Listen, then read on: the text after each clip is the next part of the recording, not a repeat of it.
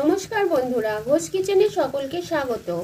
ঘোষ কিচেনে আজকে নিয়ে এসেছি ভেজিটেবিল চপের রেসিপি। ভেজিটেবিল চপ বানানোর জন্য আমি নিয়ে নিয়েছি বিটগুলোকে আমি এরকম ছোট করে কুচিয়ে নিয়েছি, আর নিয়ে নিয়েছি গাজর আর আলু।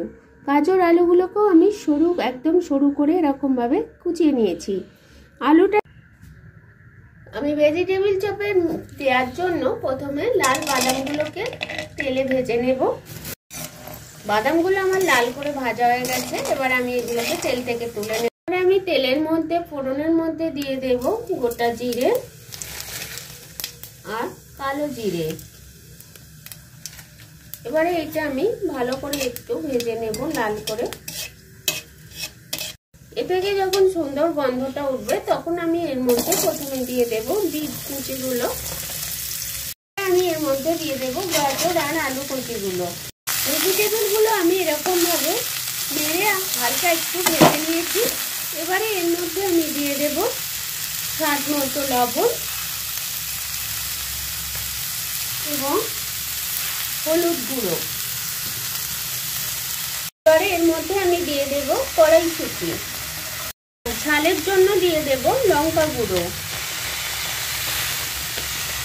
এই মিক্সচারটা ঝাল ঝাল হলে মিক্সচার চপটাও খেতে ভালো লাগবে। নুন দেওয়ার পর ভেজিটেবলগুলো থেকে কিন্তু জল ছাড়তে শুরু করেছে। এই স্টেজে আমি দিয়ে দেব স্বাদ মতো অল্প পরিমাণ চিনি আর দিয়ে দেব ধনেপাতা কুচি। এগুলো দিয়ে আমি আরেকটু ভালো করে কষিয়ে নেব। জলটা ছাড়তে শুরু করেছে, এতে ভেজিটেবলগুলো হালকা সিদ্ধ হয়ে যাবে। আর একটা কথা সবসময় খেয়াল রাখবেন, ভেজিটেবল চপের জন্য মিক্সচারটা কিন্তু যত স্বাদটা ভালো হবে চপটাও তত সুন্দর খেতে লাগবে। সবজিগুলো আমার সরু করে কাটা আছে, তবে এটা যাতে ভালোভাবে সিদ্ধ হয় তার জন্য আমি এর মধ্যে অল্প পরিমাণ জল দেব। দিয়ে আমি একটু চাপা দিয়ে মিক্সচারটা ভালো করে আমি বানিয়ে নেব। ভেজিটেবল চপের জন্য মিক্সচারটা যে বানাচ্ছি সেটা যখন এরকম পুরো রসটা মরে যাবে, একটু রস থাকবে না, সেই পজিশনে আমি দিয়ে দেব চাট মশলা। এই চাট মশলাটা আমার ঘরেই বানানো। ধনে, জিরে আর দারচিনি, এলাচ, লবঙ্গকে আমি ভেজে নিয়ে গুঁড়ো করেছি। এই মশলাটা আমি এর মধ্যে দিয়ে দেব 2 চামচ পরিমাণে। এরপর আমি এর মধ্যে দিয়ে দেব ভেজে রাখা বাদামগুলো। সবকিছু দিয়ে আমি এগুলোকে পুরো মিশিয়ে নেব। ভেজিটেবল চপের জন্য মিক্সচারটা আমার পুরো রেডি। ভেজিটেবল চপের জন্য আমার মিক্সচারটা পুরোপুরি রেডি। এবারে আমি চপগুলোকে পাকাবো। পাকানোর জন্য আমি নিয়ে নিয়েছি হলুদ বেডকাম, নিয়ে নিয়েছি ময়দা,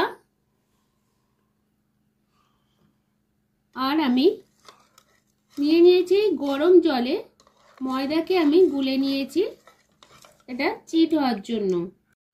আমি এরকম ভাবে প্রথমে একটা শেপ দিয়ে দেব ভেজিটেবল চপের মতো। এটাকে আমি প্রথমে ময়দাতে একবার পাকিয়ে নেব, রসটা যাতে পুরো এতে টেনে যায়। যে ময়দার লিকুইডটা বানিয়েছি তাতে একবার ডুবিয়ে নেব। ময়দার লিকুইডে ডোবানোর পর আমি এই ব্রেডক্রামের মধ্যে এটাকে দিয়ে ভালো করে পাকিয়ে নেব।